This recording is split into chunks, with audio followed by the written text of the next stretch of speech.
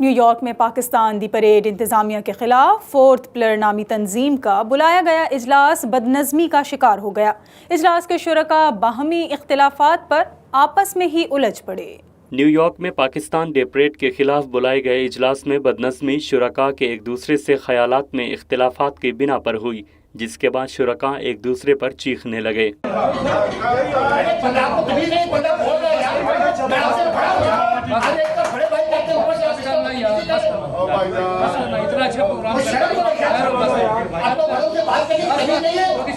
اجلاس کی سربراہی فورتھ پلر نامی تنظیم کے چیئرمین نے کی۔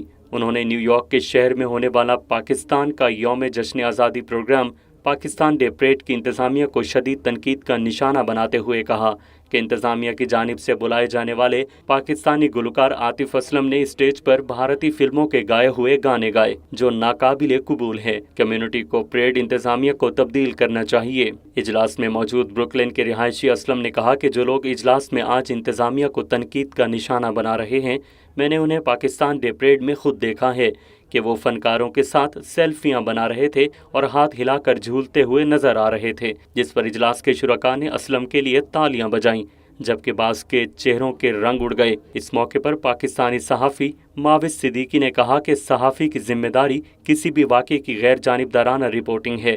پریڈ ڈے میں بھارتی فلموں کے گانے نہیں گانے چاہیے تھے۔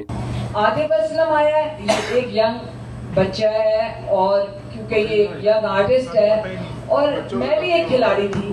جب میں کھیل رہی ہوں اور اگر میں ایک ایز اے کھلاڑی کے طور پہ بتا رہی ہوں، ایک آرٹسٹ جب پرفارمنس کر رہا ہوتا ہے، آپ کو ضروری نہیں ہے میری رائے سے اتفاق کریں، جب وہ اپنا پرفارمنس کر رہا ہوتا ہے بیچ میں لوگ آ کے ڈسٹرب کر رہے ہوتے ہیں، کوئی فلاور دے رہا ہوتا ہے، کوئی فلیگ دے رہا ہوتا ہے، کوئی کچھ دے رہا ہوتا ہے، آرٹسٹ جو ہوتا ہے یا کھلاڑی ہوتا ہے وہ اپنا ایک کام کر رہا ہوتا ہے، اس وقت وہ بعض اوقات اس کو ہوش بھی نہیں ہوتا کہ آپ لوگ فلیگ دے رہے ہیں یا فلاور دے رہے ہیں۔ جرنلسٹ کا کام کسی کمیٹی کا حصہ بننا نہیں ہے۔ جرنلسٹ جو ہے وہ آئینہ ہوتا ہے جو رپورٹ دکھاتا ہے۔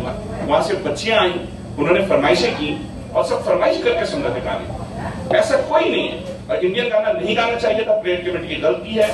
اجلاس میں موجود دانش نامی شخص نے کہا کہ اگر پاکستان دی پریڈ کو خالصاً پاکستان کا یوم آزادی سمجھا جاتا ہے تو وہاں پی ٹی آئی کے گانے کیوں بجائے گئے؟